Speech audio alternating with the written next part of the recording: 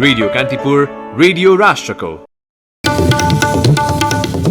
प्रतिनिधि सभा विघटन विरुद्ध मोर्चाबन्दी गरेका विपक्षी 5 दलले भोलि मात्र सर्वोच्च अदालतमा रिट दर्ता गर्ने सिद्धान्त बिर्सिएर कांग्रेसले प्रचण्ड पथ अंगीकार गरेको प्रधानमन्त्री ओलीको आरोप। नेपालमा कोरोना भाइरस संक्रमण दर घट्दै थप 193 जनाले ज्यान गुमाउँदा 24 घण्टामा 7664 जना संक्रमण मुक्त। संक्रमण नियन्त्रणका लागि भन्दै जारी निषेधाज्ञाले दैनिक उपभोग्य वस्तुको मूल्य भने आकाशियो। वित्तपत्र बजार अहिलेसम्मकै उच्च बिन्दुमा, कारोबार रकमले पनि 11 अर्ब 69 करोड रुपियाँको कीर्तिमान छोयो। प्रतिकूल मौसमका कारण चीनको गान्सु प्रान्तमा आयोजित म्याराथन प्रतियोगितामा सहभागी 21 जना धावकको मृत्यु, 172 जनाको अवस्था अज्ञात। र प्रिमियर लिग फुटबलको जारी सिजन आज राति सकिँदै च्याम्पियन्स लिगमा छनौट हुन चेल्सी, लिभरपुल र लेस्टर सिटी बीच तीव्र प्रतिस्पर्धा। नमस्कार, कान्तिपुर डायरीबाट साथी अनिल अनि तेजेन्द्रको समाचार अब विस्तारमा। कागजपत्र तयारी नभएको भन्दै प्रतिनिधि सभा विघटन गरी मध्यावधि चुनावमा जाने राष्ट्रपति र प्रधानमन्त्रीको कदम विरुद्ध विपक्षी 5 दलले भोलि मात्रै सर्वोच्च अदालतमा रिट निवेदन दर्ता गर्ने भएका छन्। आज नै सर्वोच्च जाने तयारी भए पनि सबै कागजात नमिलेकाले भोलि मात्रै जाने निर्णय भएको नेताहरूको भनाइ छ। काठमाडौँको बानेश्वर स्थित संघीय संसद सचिवालयमा सञ्चारकर्मीसँग माओवादी केन्द्रका अध्यक्ष पुष्पकमल दाहालले रिट साँझसम्ममा तयार हुने र सशरीर उपस्थित भएर भोलि कार्यालय समय सुरु हुन साथ दर्ता गर्ने जानकारी दिनुभयो। नागरिकता र हस्ताक्षर संकलनको काम भने पूरा भएको उहाँको भनाइ छ। कांग्रेस सभापति शेरबहादुर देउवालाई प्रधानमन्त्रीको रूपमा दाबी प्रस्तुत गर्दा हस्ताक्षर गरेका 149 जना सांसदलाई बानेश्वर बोलाइए पनि एमालेका खनाल नेपाल समूहका केही सांसद भने उपस्थित नभएको नेताहरूको भनाइ छ। माओवादी केन्द्रका नेता वर्षमान पुनले सभापति देउवाको पक्षमा बहुमत पुगेकाले अदालतमा रिट दर्ता गर्न अब नरोकिने बताउनुभयो। राष्ट्रपति र प्रधानमन्त्रीको कदम असंवैधानिक भएको भन्दै यसका विरुद्ध राजनीतिक र कानूनी लडाईँ लड्ने विपक्षी 5 दलको निर्णय बमोजिम सांसदहरूको हस्ताक्षर र नागरिकता संकलन गरिएको हो। जनता समाजवादी पार्टी जसपाको केन्द्रीय कार्यकारिणी समितिको बैठकले केपी शर्मा ओली नेतृत्वको सरकारमा सहभागी हुने नेतालाई पार्टीबाट निष्कासन गर्ने निर्णय गरेको छ। काठमाडौँमा 2 दिनसम्म चलेको केन्द्रीय कार्यकारिणी बैठकले पार्टी हित विपरीत कार्य गर्ने नेता कार्यकर्तालाई कारबाही गर्ने निर्णय गरिएको हो। अध्यक्ष उपेन्द्र यादवको अध्यक्षतामा बसेको बैठकपछि जारी गरिएको विज्ञप्तिमा भनिएको छ, प्रतिगमनकारी ओली सरकारमा पार्टीको कुनै सदस्य सामेल भएमा पार्टीबाट स्वतः निष्कासित हुने प्रष्ट गरिएको छ। कार्यकारिणी समितिले अध्यक्ष महन्त ठाकुर, नेताहरू राजेन्द्र महतो, लक्ष्मणलाल कर्ण र सर्वेन्द्रनाथ शुक्लालाई स्पष्टीकरण सोध्ने निर्णय गरेको छ भने पार्टी कार्यकारिणी समितिको बैठक बोलाउने र निर्णय प्रमाणित गर्ने लगायतका अधिकार अध्यक्ष यादवलाई दिने निर्णय गरेको छ।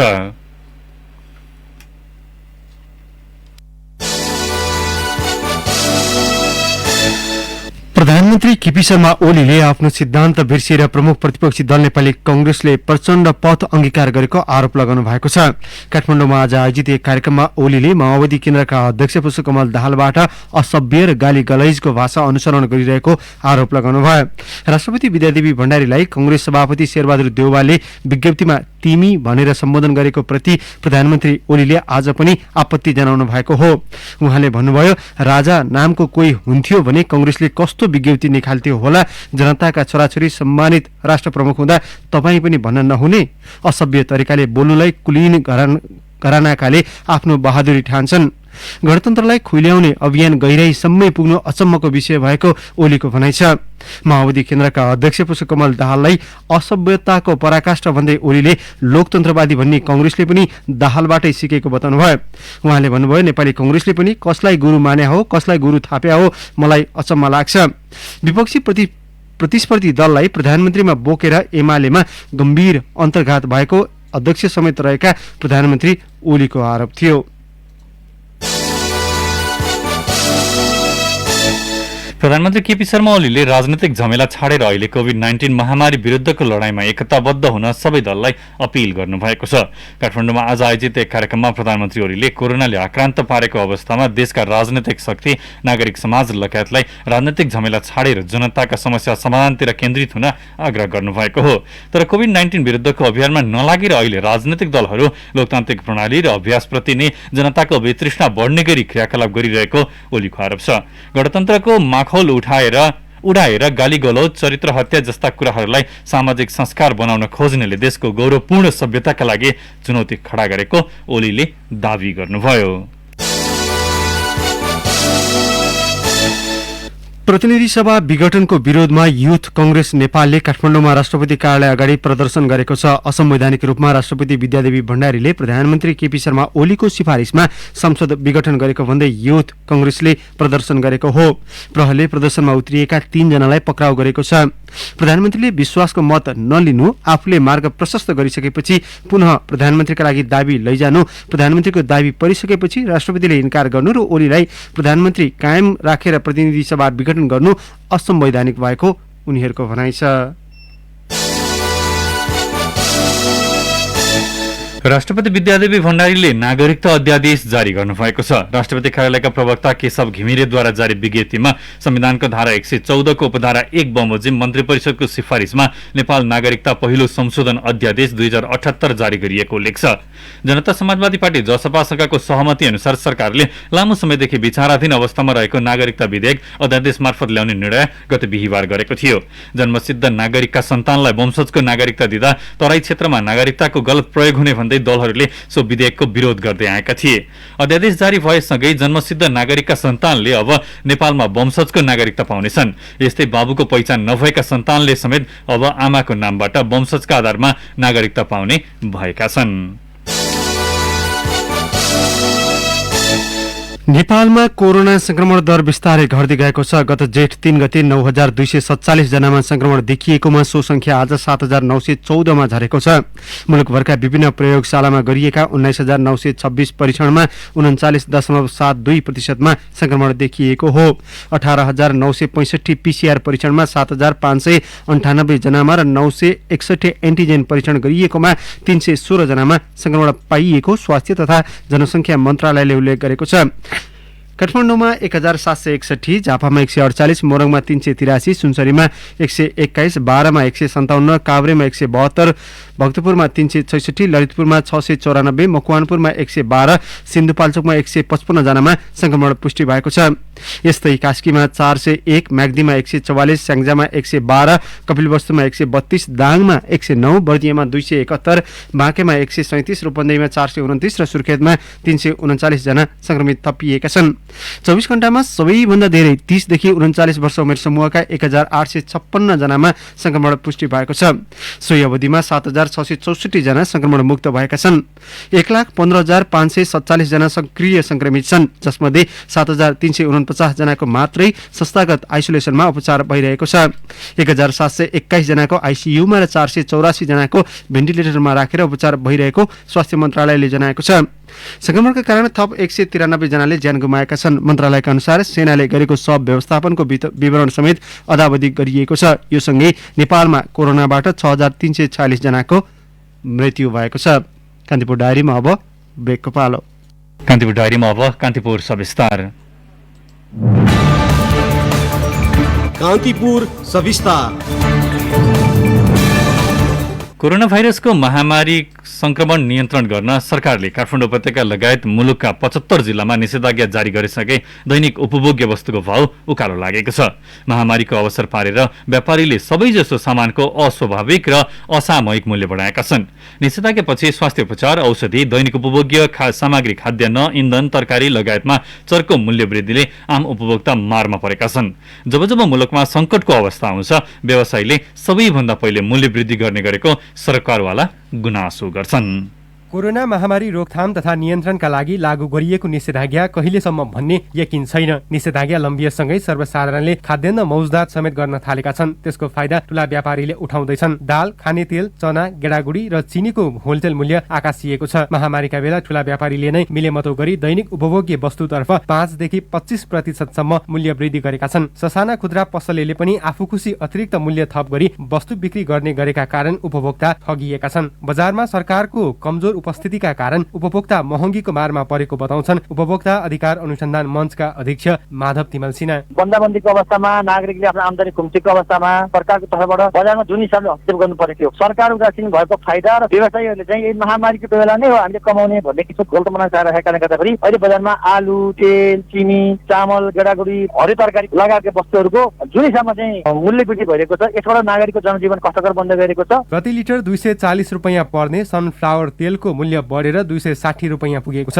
भटमासको तेल 230 बाट बढेर 245 रुपैयाँ, होलसेल मूल्य प्रति किलो 83 रुपैयाँ पर्ने चिनीको मूल्य बढेर 86 रुपैयाँ पुगेको खुद्रा व्यापार संघले जनाएको छ। संघका पूर्व अध्यक्ष पवित्रा वज्राचार्य ठूला व्यापारीले नै अधिक मूल्य बढाएर दैनिक उपभोग्य वस्तुको कालोबजारी गर्दै आएको आरोप लगाउँछन्। कतिपय सामान अब हामीसँग भएको तेल होइन, हामी 240 मा बेचिरहेको छ, अब हामीले किन्दाखेरि 255 मा किन्नु पर्ने भइसक्यो। कुनै कारण त छैन नि त। अब हामीले किनेपछि हामीले चाहिँ 230 मा तेल पायो, हामीले 240 मा बेच्यो। होलसेलमा त्यति धेरै बढ्नुपर्ने कारण छ त? केही छैन नि त। यो बेला भनौँ न कुनै चिज नयाँ चिज इम्पोर्ट भएको पनि छैन। त्यस्तो सामानमा पनि भाउ बढाइदिन्छ र सरकारले पनि केही बोल्दैन। फेरि हरियो तरकारी पनि छोइ नसक्नुको छ। होलसेलमा भने हरियो तरकारीको भाउ सस्तो रहेको कालीमाटी फलफुल तथा तरकारी बजार विकास समितिले जनाएको छ। यता वाणिज्य आपूर्ति तथा उपभोक्ता संरक्षण विभागले नियमित अनुगमन गरिरहेको दावी गरेको छ। दैनिक अत्यावश्यक वस्तुको मूल्य तत्काल बढेको नदेखिएको भन्दै उपभोक्ता ठग्नेलाई कारबाही गर्दै आएको सुनाउँछन् विभागका प्रवक्ता शिवराज सेडाई। काठमाडौँ उपत्यकामा विभाग स्तरबाट मात्रै यो निषेधाज्ञाको समयमा वैशाख 16 गतेदेखि मसान्तसम्म गरेर जम्मा 83 वटा विभिन्न किसिमका खाद्यान्न सम्बन्धी व्यवसायहरूको बजार अनुगमन गरेका छौँ। 3,70,000 रुपियाँ त जरिवाना पनि गरेका छौँ यही बीचमा मात्रै। मूल्य वृद्धिका विषयमा खुद्रा व्यापार संघले वाणिज्य आपूर्ति तथा उपभोक्ता संरक्षण विभाग र उद्योग वाणिज्य तथा आपूर्ति मन्त्रालयलाई जानकारी गराइसकेको छ। सरकारी निकायले अनुगमन गर्दा साना व्यवसायी नै बढी प्रभावित हुने गरेको संघको गुनासो छ। ठूला व्यवसायीले महामारीलाई अवसरका रूपमा लिएका कारण खुद्रा व्यापारी समस्यामा पर्ने गरेको संघका पूर्व अध्यक्ष वज्राचार्यको गुनासो छ। अब हामी खुद्रा व्यापारी चाहिँ अब उपभोक्तासँग नजिक भएर काम गर्नुपर्छ।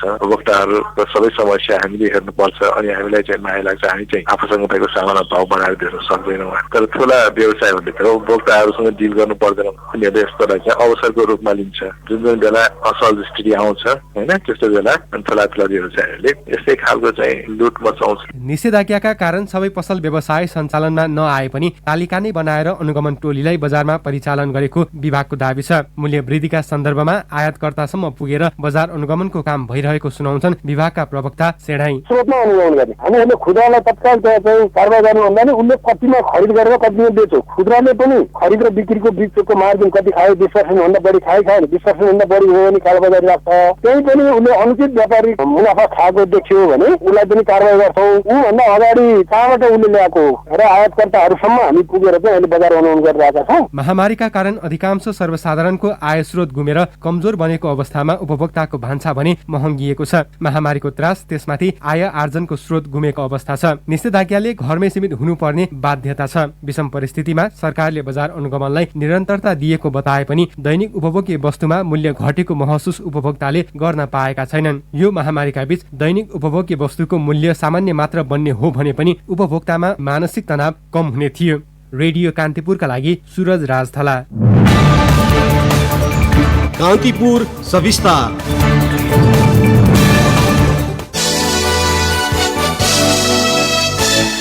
बागमती प्रदेश सभाको 8औं अधिवेशन आह्वान गरिएको छ। प्रदेश प्रमुख विष्णु प्रसाईले आगामी 16 गते आइतबार दिउँसो 3 बजेका लागि बजेट अधिवेशन आह्वान गर्नुभएको हो। असार 1 गते बजेट ल्याउनु पर्ने संवैधानिक व्यवस्था अनुसार प्रदेश सभाको अधिवेशन आह्वान गरिएको छ। प्री बजेट छलफलपछि नीति तथा कार्यक्रम घोषणा गरिने र तोकिएको समयमै बजेट ल्याउने गरी मन्त्रालयले तयारी गरिरहेको सरकारका प्रवक्ता एवं आर्थिक मामिला तथा योजना मन्त्री कैलाश ढुङ्गेलले जानकारी दिनुभयो।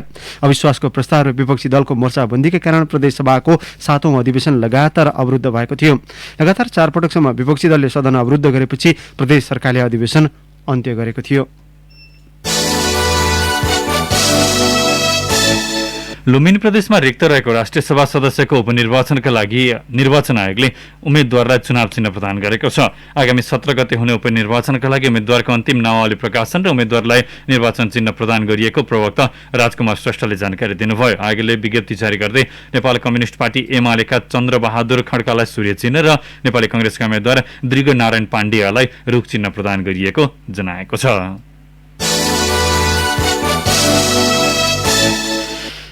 महानगरीय प्रहरी अपराध महाशाखाको टोलीले काठमाडौँको बालाजु औद्योगिक क्षेत्रभित्र रहेको एक सेनिटाइजर उत्पादन गर्ने कम्पनीमा छापा मारेको छ। ब्रान्डको नाम पनि नराखी ठूलो परिमाणमा सेनिटाइजर बजार पठाएको भेटिएपछि महाशाखाले सो कम्पनीको सेनिटाइजरको गुणस्तर बुझ्न औषधि व्यवस्था विभागको ल्याबमा परीक्षण गरेको थियो। परीक्षणमा सो सेनिटाइजरमा 25% मेथानोलको प्रयोग भेटिएको छ, जबकि मेथानोल मानव स्वास्थ्यमा प्रतिकूल पार्ने रसायन हो।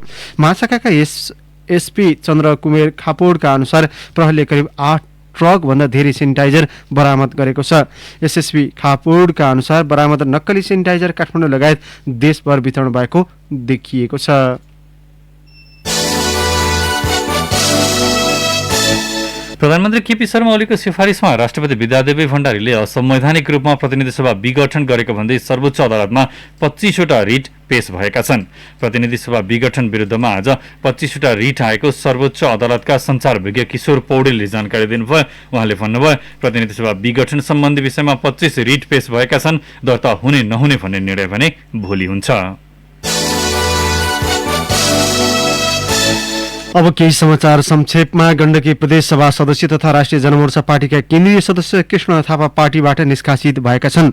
राष्ट्रिय जनमोर्चाको केन्द्रीय बैठकले पार्टी हित विपरीत काम गरेको भन्दै थापालाई केन्द्रीय सदस्यबाट आजीवन र साधारण सदस्यका लागि 1 वर्ष निष्कासन गरेको हो। विवेकशील साझा पार्टीले राष्ट्रपति र प्रधानमन्त्रीको असंवैधानिक कदम विरुद्ध एकजुट हुन सबैमा अपील गरेको छ। संसद विघटन, संविधान र लोकतन्त्रको हत्या गरी अधिनायकवादी शैलीमा शासन सत्ता हत्या सञ्चालन गर्ने परिपाटीको निरन्तरता भएको भन्दै सो पार्टीले भर्त्सना गरेको छ। प्युठानको उत्तरी क्षेत्र नौबहिनी गाउँपालिका 1 स्याउली वाङमा रहेको घर भत्किँदा बोमबहादुर मल्ल, उनकी पत्नी गोमी र नाबालक छोरा शिशिरको मृत्यु भएको छ। कोरोना संक्रमणको जोखिम कम नभएकाले मुगुम कार्मारोङ गाउँपालिकाले यार्सा सङ्कलनमा प्रतिबन्ध लगाएको छ। मुगुकै अर्को प्रसङ्गमा तल्ला बस्तीहरूमा कोरोना संक्रमण बढ्न थालेपछि मुगु कर्मारोङ गाउँपालिका 2 को वडा कार्यालयले 2 साता गाउँ छिर्न प्रतिबन्ध लगाएको छ। रोल्पाको त्रिवेणी गाउँपालिका 2 नुवा गाउँको रामपुर स्थित जंगलमा लुकाइराखेको अवस्थामा ठूलो मात्रामा अत्याधुनिक हतियारको गोली भेटिएको छ। र बर्दियाको बडैयाताल गाउँपालिकामा रहेको कण्ठपुर प्रहरी चौकीमा कार्यरत पाल्पा रम्बाका 25 वर्षीय कुशल खाम्सा झुन्डिएको अवस्थामा भेटिएका छन्। कान्तिपुर डायरीमा अब प्युठान डायरीको पालो। प्युठान डायरीबाट शमशेर विक्रम जीसीको नमस्कार।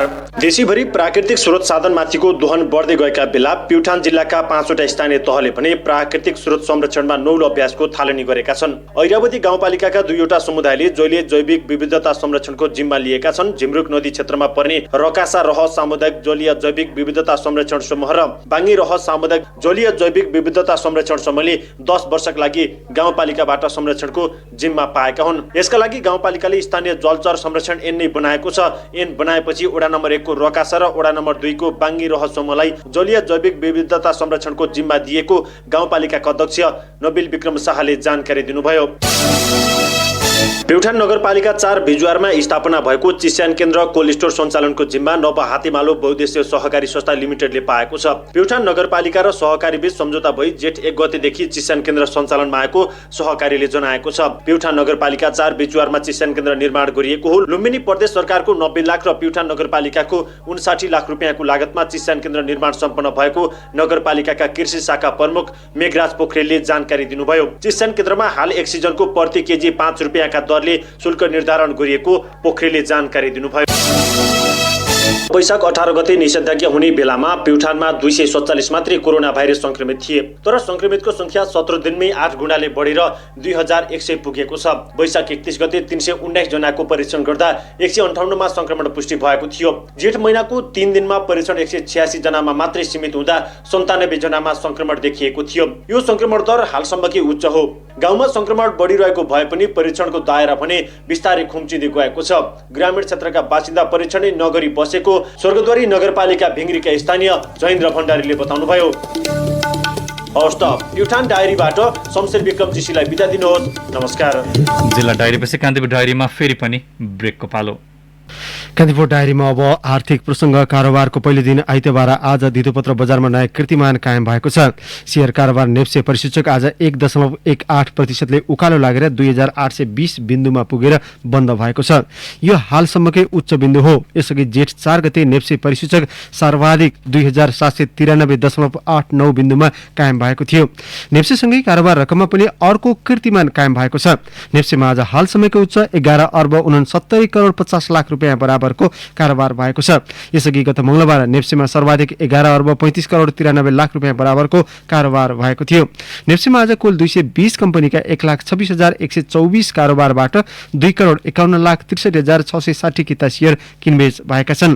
प्रतिनिधि सभा विघटन भएसँगै राजनीतिक अस्थिरता निम्तिका कारण बजार घट्ने आकलन गरिएको थियो। आइतबार कोरोना आइतबार कारोबार खुलेको 10 मिनेट नबित्दै करिब नेप्से परिसूचक 50 अङ्कले घटेको थियो। त्यसपछि सम्हालिएको परिसूचक 32 अङ्कले बढेर 2820 मा पुगेको थियो।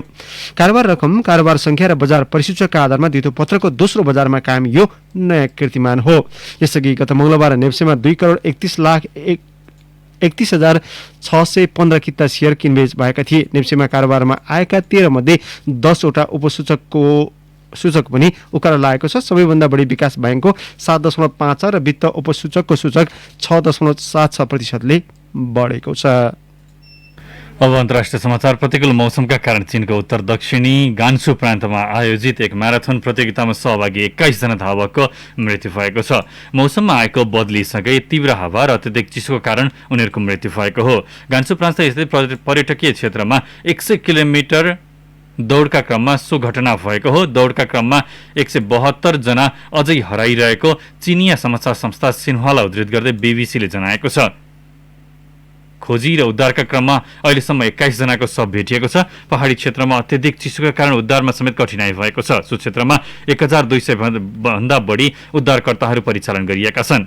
उद्धार गरिएका 151 जना मध्ये 8 जना घाइते छन्। म्याराथन स्थलमा हावा बहने र वर्षा हुने पूर्वानुमान गरिए पनि अनुमानभन्दा ठूलो मौसमी प्रतिकूलता देखिएको सो घटनामा बाँच्न सफल धावकहरूले उल्लेख गरेका छन्। भारतको दिल्ली राज्यमा कोभिड-19 विरुद्ध लगाइएका प्रतिबन्धहरूमा केही सहज हुने संकेत देखिएको छ। कोरोना संक्रमितको संख्यामा आगामी सातासम्म पनि निरन्तर कमी आए लकडाउन खुकुलो पार्ने दिल्लीका मुख्यमन्त्री अरविन्द केजरीवालले बताउनु भएको छ। उहाँले भन्नुभयो, संक्रमण दर आगामी हप्तासम्म निरन्तर घट्यो भने मे 31 देखि लकडाउन अन्त्य गर्ने प्रक्रिया सुरु गर्छौं। दिल्लीमा पछिल्लो 24 घण्टामा 1600 जनामा संक्रमण पुष्टि भएको छ। कोभिड-19 ले सबैभन्दा बढी प्रभावित दिल्लीमा गत अप्रिल 20 देखि लकडाउन गरिएको थियो। कोरोना संक्रमण दर पनि पछिल्लो समय 2.5% छ। दिल्लीमा अघिल्लो महिना संक्रमण दर 36% सम्म पुगेको थियो। पछिल्लो 24 घण्टामा मुलुकभर 2,40,842 जनामा संक्रमण पुष्टि भएको छ, जुन अघिल्लो महिनाको तुलनामा आधाले कम हो। मृत्यु दर पनि एक महिनाकै सबैभन्दा कम रहेको रोयटर्सले उल्लेख गरेको छ। यद्यपि संक्रमणबाट मुलुकभर 3,701 जनाले ज्यान गुमाएका छन्।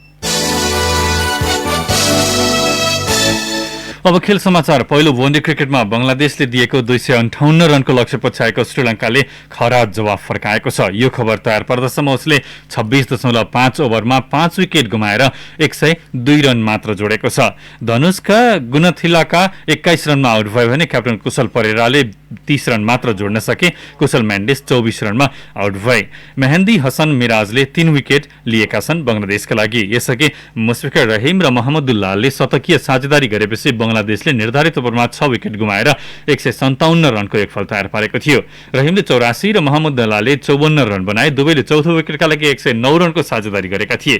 क्याप्टन तमिम इकबालले 52 रन जोड्दै बंगलादेशलाई राम्रो सुरुवात दिलाएका थिए। धनञ्जय डेसिल्भाको नाममा 3 विकेट रहेको थियो। इंग्लिश प्रिमियर लीग फुटबलको यो सिजन आज राति सकिँदैछ। नेपाली समयअनुसार राति 9:15 बजे एकैसाथ 10 वटा खेल सुरु हुँदैछन्। लीगमा आज हुने खेलले च्याम्पियन्स लीग खेल्ने बाँकी 2 टिम र युरोपा लीग खेल्ने 1 टिमको टुङ्गो लगाउनेछ। 6औं स्थानमा रहेको वेस्ट ह्यामले युरोपा लीगमा स्थान पक्का गरेको छ। म्यान्चेस्टर सिटी च्याम्पियन बन्दा म्यान्चेस्टर युनाइटेडले दोस्रो स्थान पक्का गरेको छ।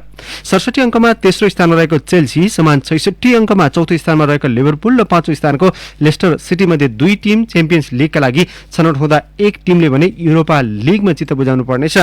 लीगको अन्तिम खेलमा चेल्सीले एस्टन भिल्लासँग, लिभरपुलले क्रिस्टल प्यालेससँग र लेस्टरले टोटनह्यामसँग प्रतिस्पर्धा गर्नेछ। अन्य खेलमा च्याम्पियन म्यान्चेस्टर सिटीले एभर्टन, म्यान युनाइटेडले वुल्भरह्याम्पटन, आर्सेनलले Brighton and Hove Albion, West ह्यामले साउथह्याम्पटन, फुलह्यामले न्युक्यासल युनाइटेड, लिड्स युनाइटेडले वेस्ट ब्रम र शेफिल्ड युनाइटेडले बर्नलीसँग खेल्नेछ। फुलह्याम, वेस्ट ब्रम र शेफिल्ड युनाइटेड रेलिगेसनमा छन्। हवस् त कान्तिपुर डायरीलाई यही सकिन्छ। अनिल र तेजेन्द्र बिदा हुन्छौँ। नमस्कार।